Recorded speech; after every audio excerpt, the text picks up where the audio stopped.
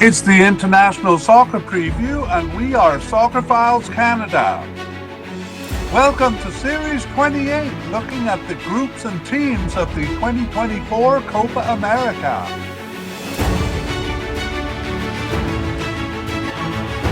This episode is looking at the players of Colombia. Here we go! Hello and welcome again to the International Soccer Preview by Soccerphiles Canada. I'm Kevin, and we continue Series 28 on the groups and players of the 2024 Copa America. This episode covers Colombia's players, and in fact, it's part 2 of the Player Media Cast. Here we look at the selections. In part 1, we made a list of the candidates and introduced them and their likelihood of making the squad. And there is a link to that, part 1, in the show notes. So this episode, part 2, will be divided into 3 sections. In section 1, we'll take a quick look at their preliminary squad and their warm-up games. In section 2, the main part of the media cast, we look over the list that we compiled in part 1 to see who made it and who didn't. And in section 3, we summarize any surprises in the selections and review the injuries. Let's begin then. Well, we look at the preliminary squad, or at least tell you that there was none. Colombia presented a 26-man final squad on June 14th, and that's that. So that's all we see. So 26 players on that squad, no cuts because it was a final squad, and no late replacements. Sometimes we have those, but Colombia has been very lucky on the injury front, so no late replacements. So there we go. We'll, of course, tell you who those 26 players are. Let's begin with let's finish section 1 by talking about the warm-up games. So they played 2 warm-up games there. We're not particularly interested in the results, but actually this one maybe was significant. Crushing USA in USA 5-1, and then a 3-0 win over Bolivia. So they continue their unbeaten streak. That should be in green on the graphic.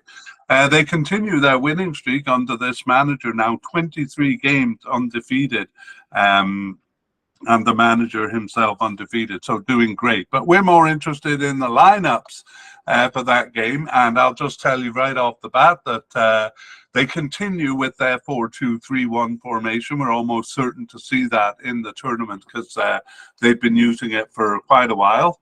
And it's been successful for them. So ever since the the third game of World Cup qualifying, they've used that same 4-2-3-1 formation. All right, that's it for part 1. We'll look at the players in those games as we go through, but let's tell you who was selected for the squad. So we'll say that the manager, Nestor Lorenzo, despite his inexperience, is doing a great job for Colombia. And of course, they wouldn't have gotten rid of him before the tournament, so we'll consider him as having been selected. On to goalkeepers, we have 2 definite candidates here: Camilo Vargas and Alvaro Montero. Both of those selected for the squad. David Ospina, the veteran goalkeeper, who we had as a possible candidate, was selected for the squad. That left Kevin Meyer, who was basically there because Ospina was out with injury, left him off the squad. And so now we kind of think, is Ospina coming back into the starting position? In part 1, we felt that would not be the case. Let's see who the keepers were for the warm-up. So in the first game, in both games, it was Vargas, Camilo Vargas. So that kind of confirms our prediction, or whatever you want to call it, that Vargas is the starting keeper ahead of Ospina. And in fact, it looks like Montero might be the backup keeper, as we saw in part 1. So, excuse me. Okay, sorry. So we'll have to see what role David Ospina plays, but looks like just kind of a backup keeper there. On to central defense. We had a definite candidate in John Lukumi, and he was selected. Likely candidate Carlos Cuesta also selected for the squad. And we had two possible candidates here, Davinson Sanchez and Yerry Mina. All of those selected, or both of those selected, and no surprise, because teams usually bring 5 or 6 central defenders. They really didn't have any candidates. I was almost expecting to see a new name here, but no, that's all they have. So perhaps they have left backs or right backs who can fill in if need be. But those are the candidates. Let's look at the warm-up games and see. We really don't get much indication because in the first game it was Lukumi alongside Sanchez, and in the second game it was Cuesta alongside Mina. So in part 1 of the podcast, we had said Lukumi plus someone else, and we had favored Cuesta. Perhaps we'll see just a rotation among all 4 of them.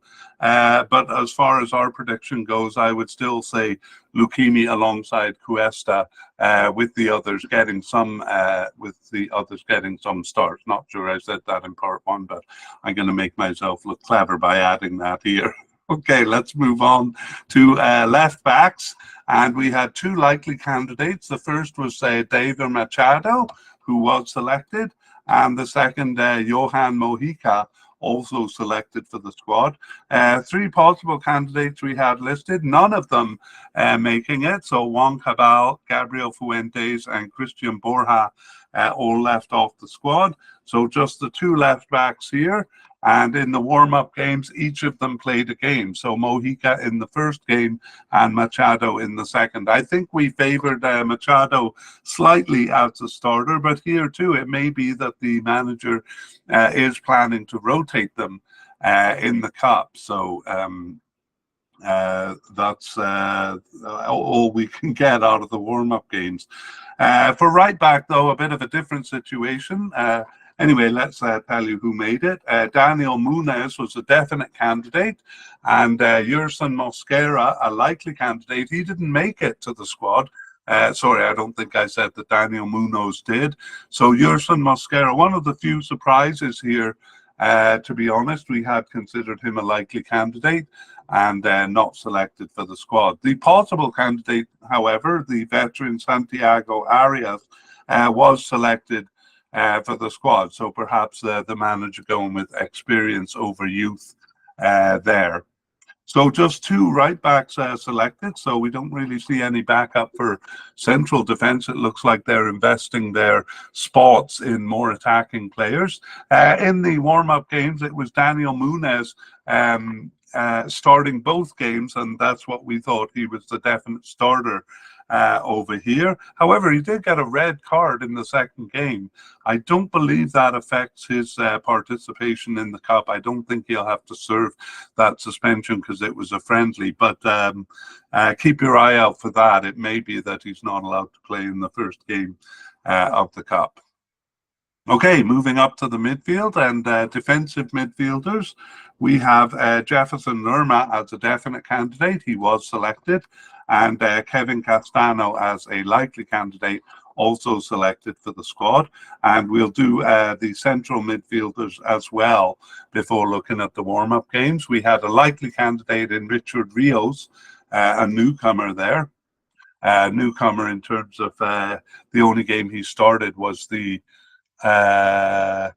last one. That's what I thought. It's not what my notes say. Anyway, he only has 1 cap in the from the beginning of 2023. Otherwise, I'm completely wrong. He's not a newcomer. We had a possible candidate in Mateus Uribe, who was selected, and we're not surprised by that. Wilmar Barrios, though, and the other 2 possible candidates were not selected. So Wilmar Barrios, Juan Portilla, and and Gustavo Puerta. None of those selected for the squad. So 2 defensive midfielders and 2 central midfielders. And again, it's a 4-2-3-1 formation for Colombia. In the first game, it was Lerma and Uribe. And in the second game, it was Lerma and Rios. we kind of had thought, well, Lerma would be the starter. Uribe was the starter for 8 of the 12 games during the period. It kind of dropped off towards the end. It looks like that's continuing here, with Rios getting kind of a look in at a starting position. So, again, possibly a rotation there, or but no indication really from the warm-up games as to who would partner Lerma as the um, other defensive slash central midfielder. Okay, let's move on to the left attacking section of the field. I think actually we didn't even nominate Lerma as a starter. We were a bit in doubt at the end of part one as to who among these would be starters. So maybe I'll say that the warm-up games suggest that Lerma will be one of the starters there. Okay, on to left attacking midfielders, and we had a definite candidate in Luis Diaz, who we did think would be the starter. Of course, he was selected for the squad, and he did start both games as the left attacking midfielder in the 4-2-3-1 formation. On the right, perhaps we weren't as confident in John Arias, but we did nominate him as the starter. He's a definite candidate, and he was selected for the squad. Sorry, I'm getting ahead of myself and should tell you who was selected first. John Arias had been a definite candidate. Carlos Andres Gomez was the possible candidate, but instead the possible but unlikely John Duran was selected ahead of him. I feel proud because we kind of predicted that because of John's Duran club affiliation with Aston Villa, and he was selected, as we said, ahead of Carlos Andres Gomez there. In the warm-up games, it was Arias starting both sides, so that kind of reinforces our confidence that he is the starter on the left side. And on to central attacking midfielders, we had a likely candidate in James Rodriguez, the captain, although we thought it was maybe a little more than likely because he's the captain and he was selected for the squad. And Jorge Carrascal, also a likely candidate and also selected. Juan Cuadrado was a possible candidate here, but the veteran was not selected. He was the first of 4 possible candidates here. The second one, however, made it. It was Juan Fernando Quintero selected for the squad.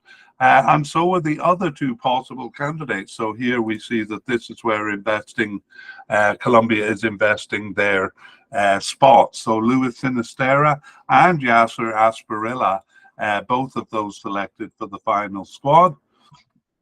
You could almost see that as going with youth over experience on the attacking line here, whereas we saw the opposite on the defensive line. I'm not sure if I'm over-interpreting there, but let's look and see the warm-up games.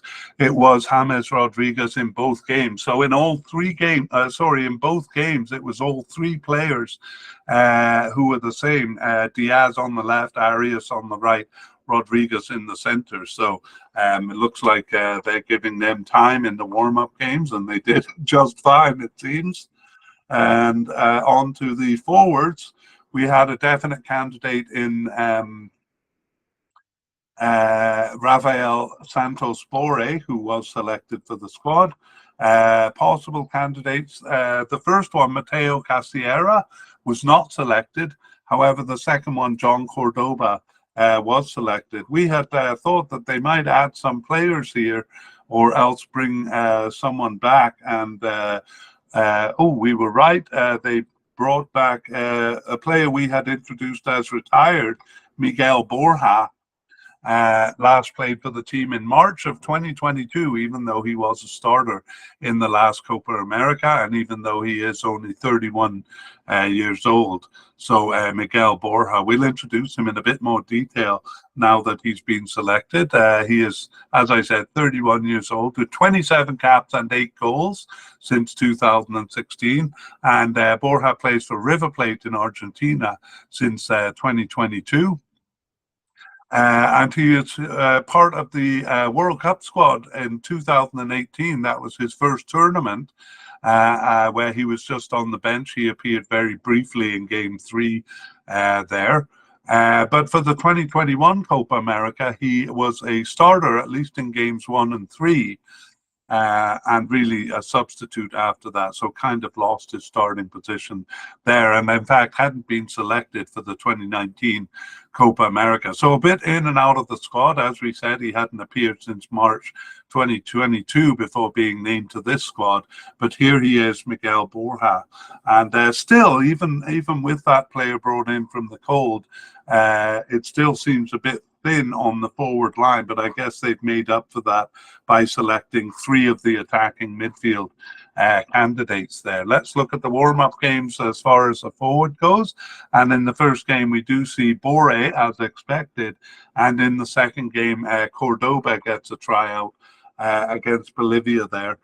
We still think that Rafael Santos Bore will be the starter there.